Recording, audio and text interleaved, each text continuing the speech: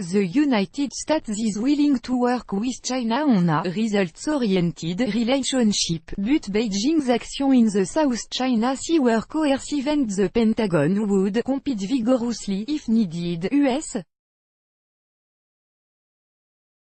Defense Secretary Jim Mattis said on Saturday. The comment by Mattis, speaking at the annual Shangri-La Dialogue in Singapore, come at a time of increased tension between the two nations in the South China Sea and highlight how President Donald Trump's administration is looking to balance China's cooperation on North Korea while dealing with its activities in the disputed sea. China's policy in the South China Sea stand in stark contrast to the openness that our strategy promote. It calls into question China's broader goal, said Mattis, who said would be traveling to Beijing this month. The U.S. will continue to pursue a constructive, results-oriented relationship with China. Cooperation whenever possible will be the name of the game, and competing vigorously where we must. Of course, we recognize any sustainable Indo-Pacific order as a role for China, said. Last month, China's Air Force landed bomber on disputed islands and reef in the South China Sea as part of a training exercise, triggering concern from Vietnam and the Philippines. Satellite photographs taken on May 12 showed China appeared to have deployed truck-mounted surface-to-air missile or anti-ship cruise missile at Woody Island in the disputed sea. Despite China's claim to the contrary, the placement of these weapon systems is tied directly to military use for the purposes of intimidation and coercion, Mattis said. The head of the Chinese delegation to the dialogue, said the islands were Chinese territory and it was a sovereign and legal right for China to place our army and military weapons there. We see any other countries that try to make noise about this interfering in our internal affairs, said, who is deputy president of the Academy of Military Science at the People's Liberation Army. Reuters first reported that two U.S. Navy warships sailed near South China Sea islands claimed by China on Sunday. While the operation had been planned months in advance, and similar operations have become routine, it came at a particularly sensitive time, just days after the Pentagon withdrew an invitation to China for a major US-hosted naval drill.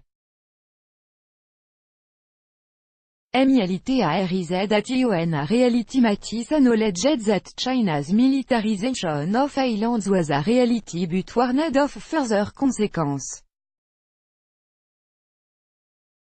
He believes there are much larger consequences in the future when nations lose the rapport of their neighbors, eventualities actions do not pay off, Mattis said. He also reiterated that the Pentagon was committed to working with Taiwan to provide article and service needed for its self-defense, comments that are likely to endanger China.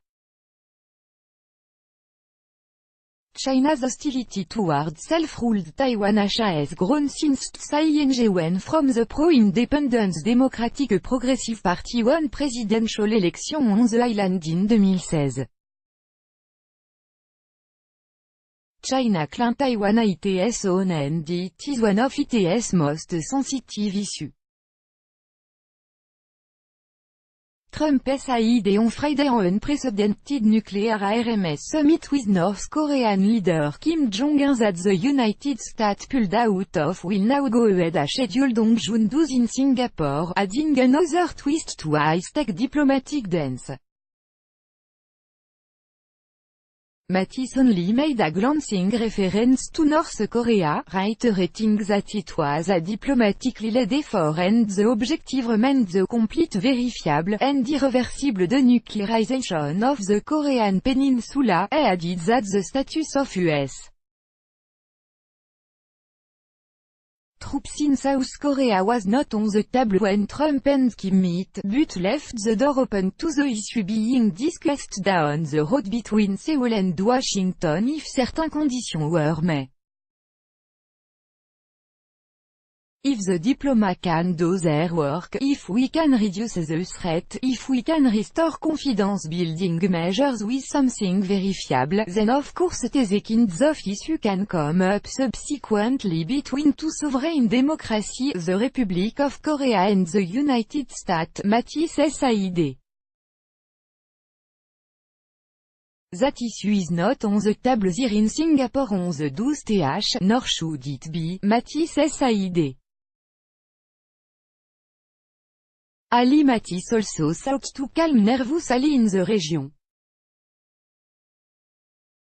South Korea and Japan have expressed concern that Trump may put US security interests ahead of theirs in pursuing a deal with North Korea. Japan's Defense Minister Itsunori Onodera, who also spoke at the forum, said it was important not to reward North Korea for only agreeing to dialogue. He said the only way to bring peace in the region was to ensure North Korea take concrete action to end all nuclear programs and ballistic missile of all range.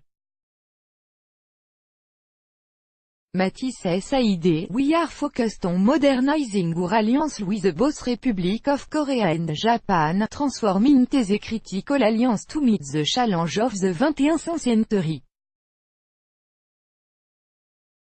Make no mistake, America is in the Indo-Pacific to stay. This is our priority theater. Our interests and the regions are inextricably intertwined." When asked if Trump's approach toward